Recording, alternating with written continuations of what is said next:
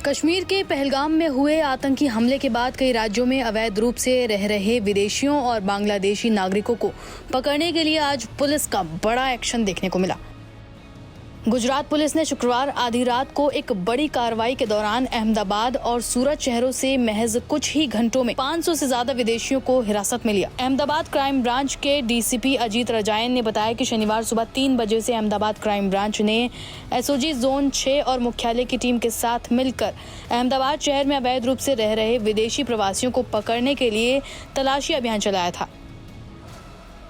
इस अभियान के दौरान 400 से ज्यादा संदिग्ध प्रवासियों को हिरासत में लिया गया। अहमदाबाद क्राइम ब्रांच के जॉइंट कमिश्नर शरद सिंघल ने कहा कि गृह मंत्री, पुलिस कमिश्नर और डीजीपी के निर्देश पर क्राइम ब्रांच ने अप्रैल 2024 से अब तक 2 एफआईआर दर्ज की हैं।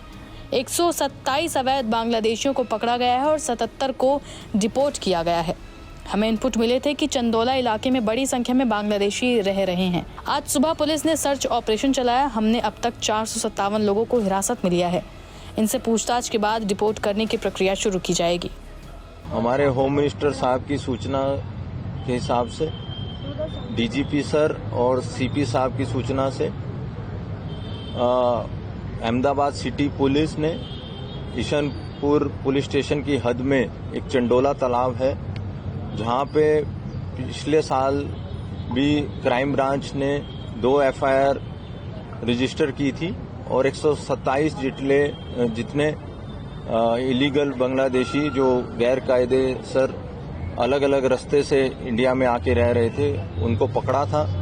और उसी इनपुट के आधार पे ऐसा पाया गया था कि चंडोला के आसपास काफ़ी बड़ी संख्या में बांग्लादेशी रह रहे हैं और उन्होंने यहाँ का गलत तरीके से डॉक्यूमेंट बनाया है।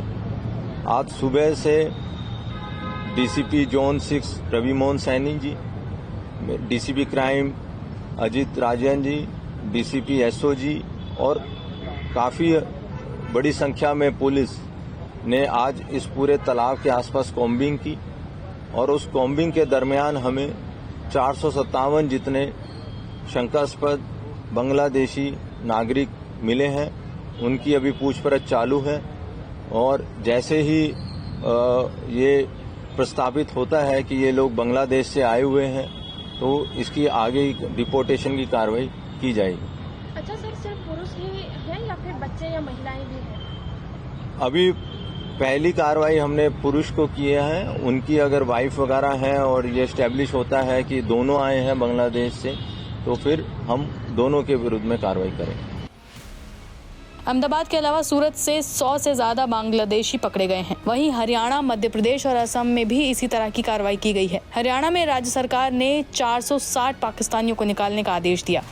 अभी इन्हें हिरासत में लेने के लिए कोई सूचना नहीं मिली है। सीएम नायाब सिंह सैनी ने पाकिस्तानियों को वापस भेजने के लिए गृह विभाग से प्लानिंग मांगी है। इसके अलावा मध्य प्रदेश में रह रहे 228 पाकिस्तानी नागरिकों को केंद्र द्वारा निर्धारित 27 अप्रैल की समय सीमा से पहले भारत छोड़ना होगा। एक अधिकारी ने शनिवार को ये जानकारी दी कि भारत ने 27 अप्रैल से पाकिस्तानी नागरिकों को जारी सभी वीजा रद्द करने की घोषणा की है, क्योंकि 22 अप्रैल को पहलगाम में हुए आतंकवादी हमले को लेकर दोनों देशों के बीच तनाव बढ़ गया है।